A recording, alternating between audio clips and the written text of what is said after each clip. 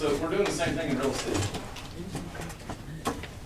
So for the first 30 days that you're on the team in Brian Gubernick's organization, all you do is lead generate and practice. Like all you do is role play. So my question for you guys is, when's the last time you practiced on somebody that wasn't a client? And I would argue very few people in the room have. Because I know our numbers in Valentine, and we tend to be on top of stuff, and I know none of them practice. Yes? Now, as far as practicing, we talked about Power Hour. What about like script partners with Yeah. other MAPS clients or?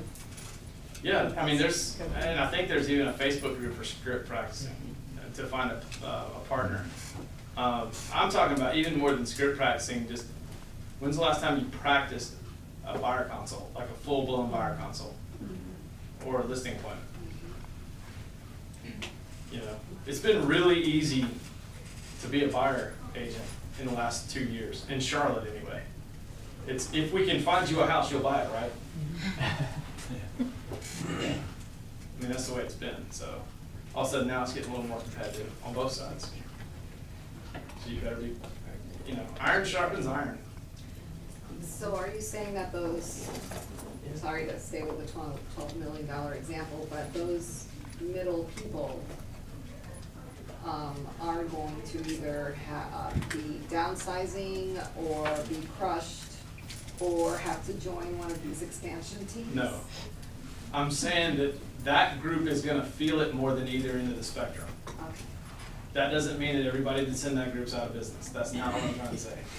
I'm just seeking to understand. Yeah, no, I get it. I think you're saying you have to become purposeful. The people who are being entrepreneurial and just relying on their skill are gonna be the ones that, the people who are working smarter are gonna start bleeding into your business. And if you're not being purposeful about it, you're gonna be. I mean, the reality is your revenue's gonna get pinched, your profit margins are gonna get pinched. You know, your market share's gonna get pinched if you're not trying to get better. If you read the the perfect morning for real estate agents, that's what they first talk about. The miracle morning for agents, yeah. The agent that he just starts sleeping in late, he just doesn't really care, and he has a business, a going business, and he realizes that he's just not being purposeful with his day. How many of you guys get to the office before 8 a.m.? I mean, it's just a question, right? Not a morning, that's not. I wasn't either until I learned to be one. I have to say that I actually lent me the Miracle Morning for real estate agents, and that's made the most, The biggest difference? I mean, I felt like I was stagnant since I got out of college, and then I started reading that like 2 months ago, and my whole world has like gone upside down. Yeah, I've never been a morning person. I've Like all always through been a morning college, person, but it's even still after nice. school. Like I was the guy that was getting to my cube at like 8:58 every morning. And so when I got out of that business and got into real estate, I would come into the office at 9:30, even 10 o'clock. And really when it showed up for me in a big way was last Christmas. I was downstairs eating, I think I was fixing breakfast, like literally Christmas morning or the day after. And my wife basically called me Tubby. I had put on some weight, and I was just lazy, just all around. Like, wasn't going to the gym, wasn't doing anything. And so I decided I was going to start playing basketball again. And at the risk of hurting my knee again, that's the one thing I will go to the gym and play basketball because I love it. You couldn't hold a gun to my head and put me on a treadmill. I won't do it. I hate it. I won't. So I know that about me. So I said, all right, if I want to get in shape, I'm going to do it on the basketball court. So I've lost 25 pounds since last Christmas. I'm getting up at 5:15 every morning and going to the gym 4 mornings a week to play ball. I play ball between 6 a.m. and around 7:40, and then grab a shower, and I'm at the office at 8 a.m. I'm at the office, and I get done more in that hour than most of you guys will get done your whole morning. That's true. Because no one else is around, and I can focus. And that, with my ADD, like, as soon as everybody starts showing up to the office, it's a party all day for me. I'm the guy that has to shut the door and turn the lights off, and my team office in the market center is the only team office that doesn't have a window. Like, we don't have a see-through door or anything. I thought you hated cubicles. And you're the second biggest producer? So it's a big office space. It's like 900 square feet. But the point is that I have to put blinders on.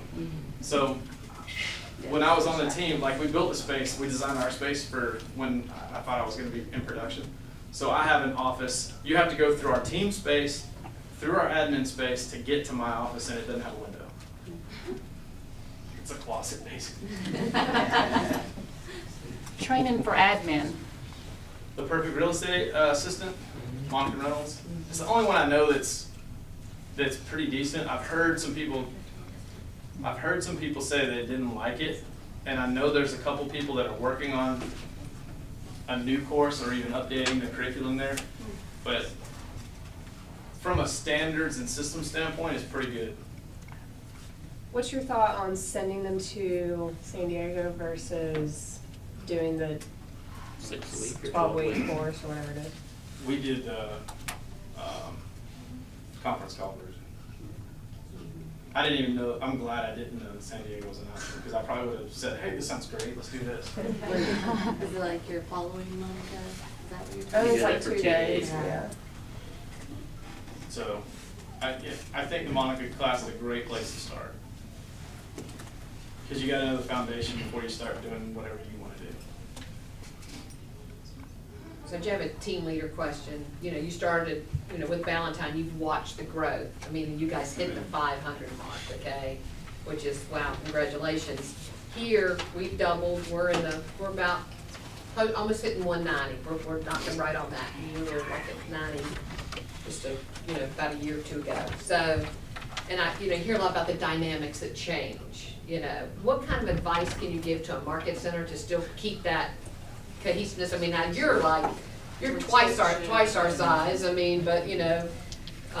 any advice you have along the way with that? Communicate more. I think that's what shows up for us right now is we're having to communicate, and you've even heard it on some of our calls. We have to communicate more, and we have to do a better job of our communication, be clear with each other. So not just with your agents, but with each other? Especially the staff, yeah. It's like, it's one thing if Chip and I have talked about something and no one else has, then no one else knows what's going on, just us. And so in the process of building this, we found out some of that was going on with PC, because he and I knew what was going on, no one else did. So we've had some issues with that. So we have a weekly staff meeting now, where all of us come together and say, hey, here's what's going on, because we have to. Lead with your culture. I mean, you guys know who you are. I say this all the time. The reason I came to Keller Williams was for the compensation model, but I would never leave over money now. Like, it just doesn't make sense. And this company's taught me so much about really learning how to make money. Who's got 4 or 5 channels of revenue? I mean, and what other company teaches that at all? When I was a Coldwell Banker, and I know RE/MAX is the same way, Century 21's the same way, Allen Tate's the same way. It's how many houses you sell this month. That's all they care about. And with Keller Williams, it's like, hey, what businesses did you build this year? It's just a different conversation. It's a higher level conversation. What did I get to cross off my bucket list this week? So tell us a little bit about your profit sharing, your personally, how you mentioned that a little bit, how you've grown that and what you share with others in terms of that. Sure.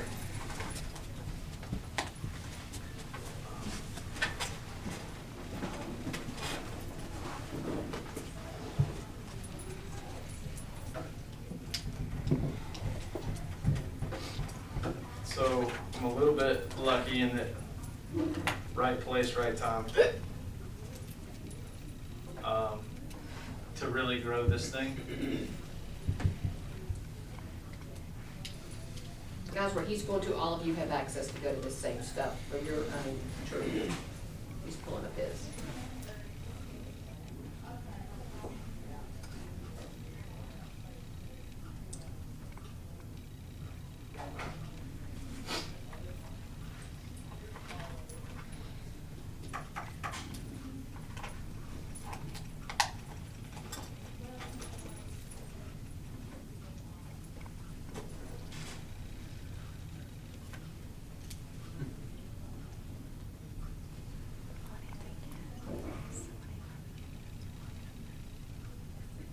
So this is my profit share.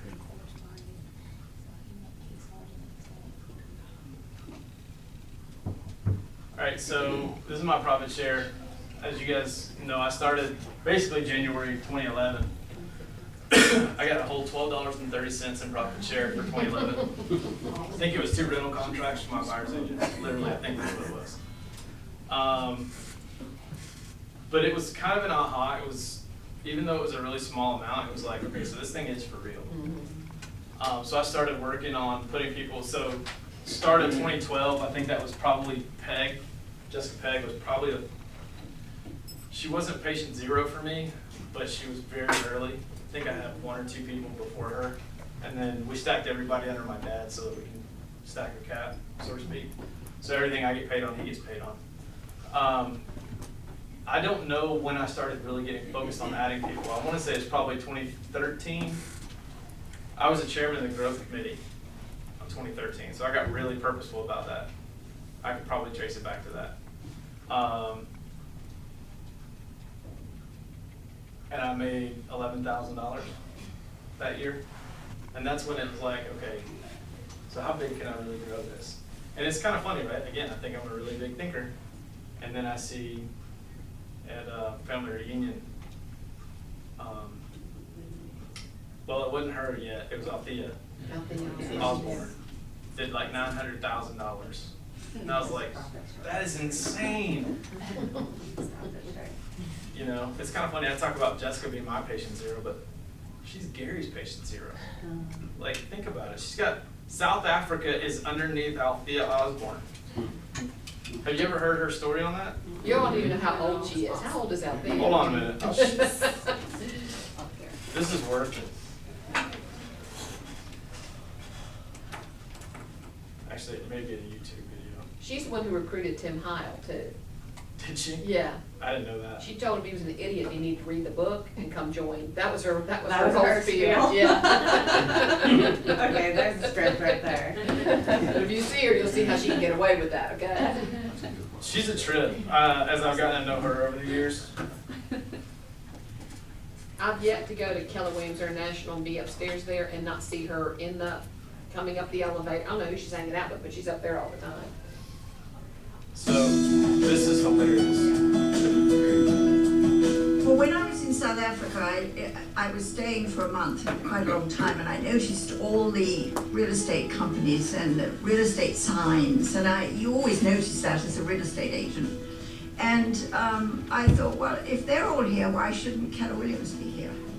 So I asked my host and hostess if they knew any real estate agents, and they introduced me to a charming lady who then gave me the name of Johan Gauss. Now, I made a cold call that really must have been a bit shocking for Johan, because it came out of the blue for him, and I just said, my name's Althea Osborne, and I'm visiting from the United States, and I belong to Keller Williams Realty, and we are going global, and I'd love to talk to you about the opportunities in your country. Somewhat reluctantly, although he was pretty good really, considering I came out of the sky like a thunderbolt. And he said that he would meet me, but it was quite a long way from his town to my town. However, we were passing through his town, and so on the way up, I looked for a place that we might meet. And I saw a BP garage, which had a coffee shop on the side. So I called Johan again and I said, by the way, we'll be coming through the town between 2 and 4 next Thursday afternoon. And how about that BP station, which I hope is quite near your home, and we could just have a chat and I could tell you some things. And he agreed. We met at this gas station, sitting at high tables. There were 3 other couples in them. It was really a literally a gas stop. We spoke about 20 to 25 minutes. And I always say that I don't sell Keller Williams. I try to tell the story. Because I don't like the idea of it being sold. I like the idea of people taking it and running with it if it suits them. The training and support and the fact that the agent and the broker are in a partnership were the two things that got his full attention. After we discussed things a bit, I gave him the website and Chris Heller's name, and I told him to say that, you know, that you talked to me and you were interested. And then the next thing I heard was he was coming over to FSO last year. I think that the opportunity of growth share is huge as we go global. I have proved that you do not have to know any agent or anybody in real estate when you first go to a country.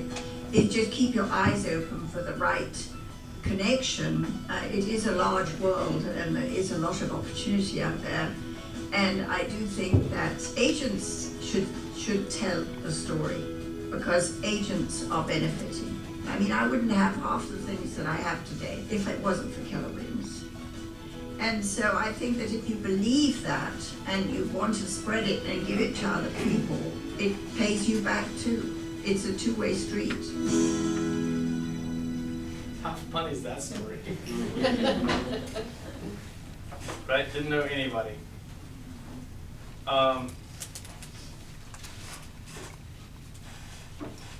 So anyway, the big growth in mine. Okay, so I went from 11.7 to 27 to 38 to I've done 35-ish year to date.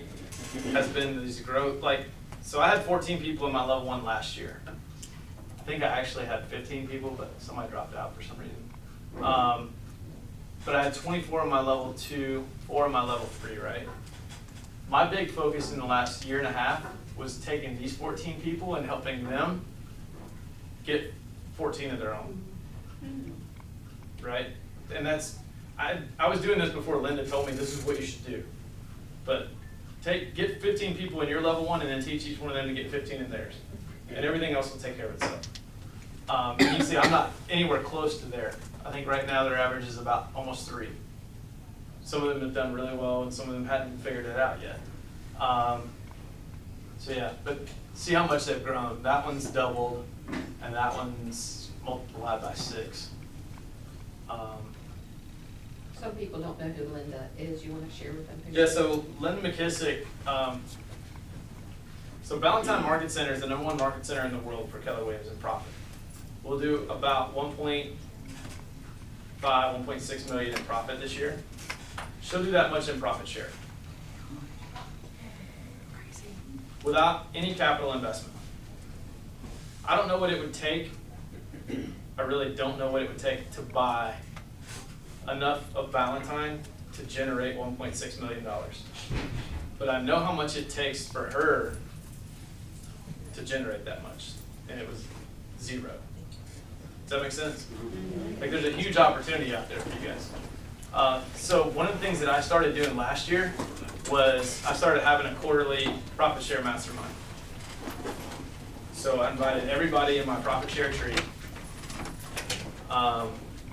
Because here's how you go get all their email addresses.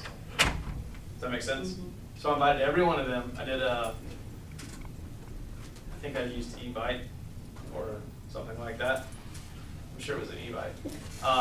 And so I said, we're gonna do a quarterly mastermind and we're gonna talk about 3 things. So we booked a place to eat lunch and we're gonna talk about lead generation, farming, and profit share. And so the first 2 things can change every mastermind, but profit share is always on the agenda. And so the cool part now is I don't have to lead it anymore. I don't have to teach it anymore. They've loved it so much that they've agreed to take it and run with it. So we have a quarterly mastermind. I'm not even involved anymore, other than every once in a while they ask me to speak. But they'll find someone who's doing a great job with social media. And that person will talk about social media for like 10 minutes and then take questions. And we do this every quarter. And that's been a lot of fun. And they bring recruits.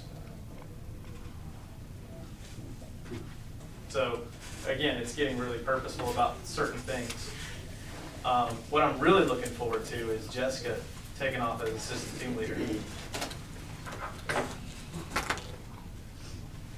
So Jay, where do you learn how to do these kinds of things? When you come up with some neat ideas, where do you pick all this stuff up? Just talking to people. Someone else had done that before. I don't know who it was. And I was like, well, that's a cool idea and we can do it. So why don't we? It's acting crazy. I'm not doing that.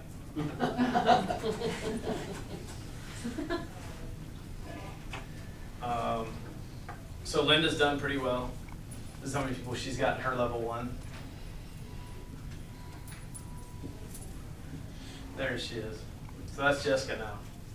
She's got 1, 2, 3, 4, 5, 6, 7. She's only got 7 in her level 1. She's been in business 3 years. But look at how many of those people she's already talked to and showed them how to recruit, right? She's got a bunch of people in her level 2 already. 1, 2, 3, 4, 5, 6, 7, 8, 9, 10, 11, 12, something like that. And the cool part is a lot of these are producers. So here's the other thing that showed up for me is I started targeting people that I thought could sell a lot of houses. Does that make sense? In other words, there's not, okay, so in my level 1, she's a capper, he's a capper, Hubert Westbrook's a capper, Jennifer Vick's a capper, Jessica Pegg's a capper.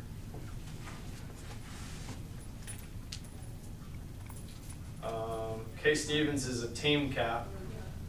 David Seabour is probably going to be our rookie of the year in her level 1.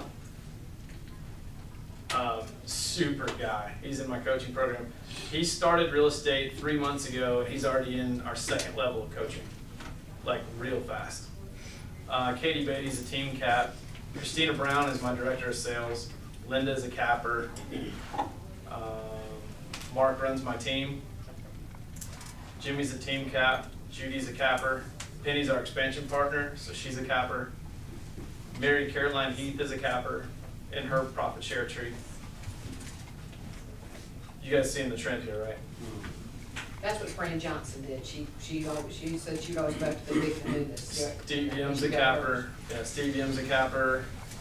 I think that's it right now. Yep. The point is, and here's the crazier part, one of those people were in real estate.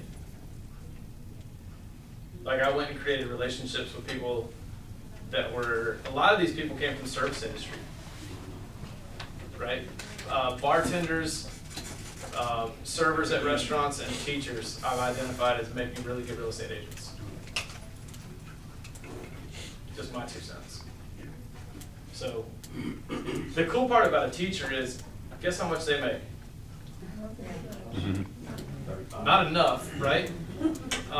I remember sitting down with Christina because she wanted to know. She's like, if I'm going to do this, what can I expect to make?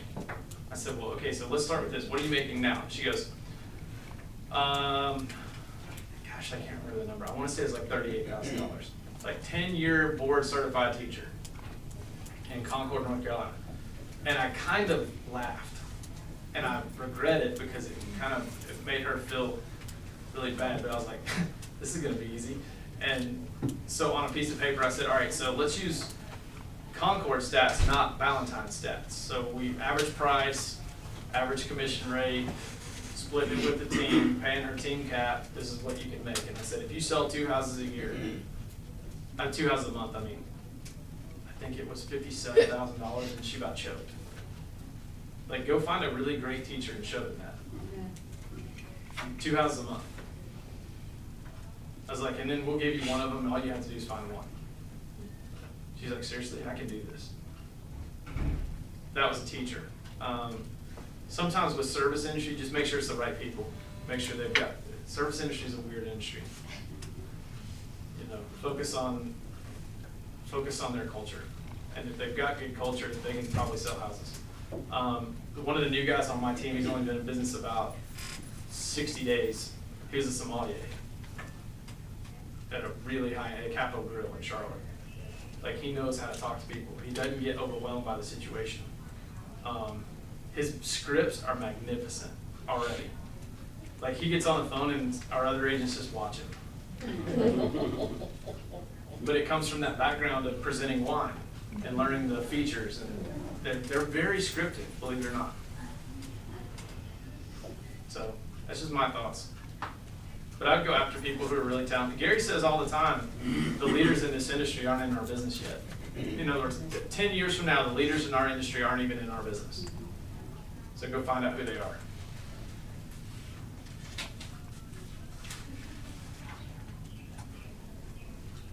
I thought you were signaling me. I thought you were signaling me. No, I'm just taking pictures of you. What else you guys, what else you guys want to talk about?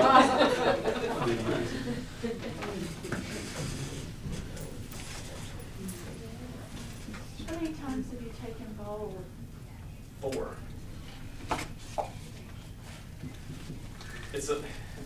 And I probably wouldn't have, if I look back with everything I've got going on, I probably wouldn't have this time, but I'm really glad I did.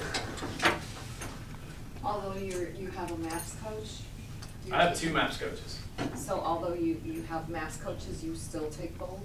Yes. Yeah, because if I expect my coaching clients to take bold, then I should probably take it too. So you're leading by example? Mhm. Yeah, the fastest way a coach gets discredited is not doing what they tell you to do. That's just my opinion. So like, that's the reason I show up and do script practice. I show up for script practice, even though I'm only leading 1 morning a week, I probably show up 3 days a week. And some of it is me checking in on my guys, and some of it is me actually participating and helping. So as a MAPS coach, what is the value you bring to your clients? What's your specialty? So I've got one of my clients is a husband and wife team, and they've got some really interesting family dynamics, let's just say it that way. And I think I can help with that because I've had some real challenges with that as well. At one time, so going back to our org chart for a second, this is always fun. I did this in Phoenix and they were like, what? I don't know how to make it bigger, but okay, so me, my brother, my dad, Katie was my roommate in college, Christina was recruited by Katie, Kay was our agent at Coldwell Banker, Jimmy's the client's father, Max married Kate, and Amber just came to us through Jessica Pegg. She helped us recruit them. Marcy was a former client. Lynn worked in our office for several years before she went out and found another team. Pam we recruited from the outside. Julia is one of my dad's close friends. That's his daughter. Penny and Craig are my sister's in-laws. Right, so we've got some family dynamics going on. The only one we really went out and found was Lauren, and she's probably our best employee. And where'd you find her from? I don't know, Lynn found her. Lauren was the first hire that I never met until she started. And everybody was on pins and needles about it. It was so fun. So Lauren's first day, Lynn had to leave early because Susan was taken to hospice, her sister. So we knew we were going to have to replace her. We thought we had a month or so to get her trained. And she walked in, and 3 hours later, Lynn had to leave. And so I'm going, let me show you this thing called Dotloop. And so literally, Lauren goes, I'm actually a little bit familiar with Dotloop. I think I've done it some, and I think I can figure it out if you'll just show me how to log in. And then she's like, if you could just get out of my way, I'll figure this out. So like, I was like, oh my God, we nailed it. I mean, seriously, we nailed it. So I called Lynn. She was at the hospital going over to hospice and said, hey, I just want you to know everything's cool here. Like, you take as long as you need. Lauren's amazing. You did a really great job hiring her. And that made her, like, she took a week and a half off. Yeah. And didn't come into the office, didn't check in with us. We wouldn't let her. It was really awesome. But so we have some family dynamics, and I can speak to that. So I think part of my issue with those guys is figuring that piece out. My other client is a single agent that wants to grow a team in Louisiana, and he'd never done, this is fun, he had never done $200,000 in GCI before this year, and we're gonna do 300. So we grew a lot this year, and next year his goal is like, which is gonna be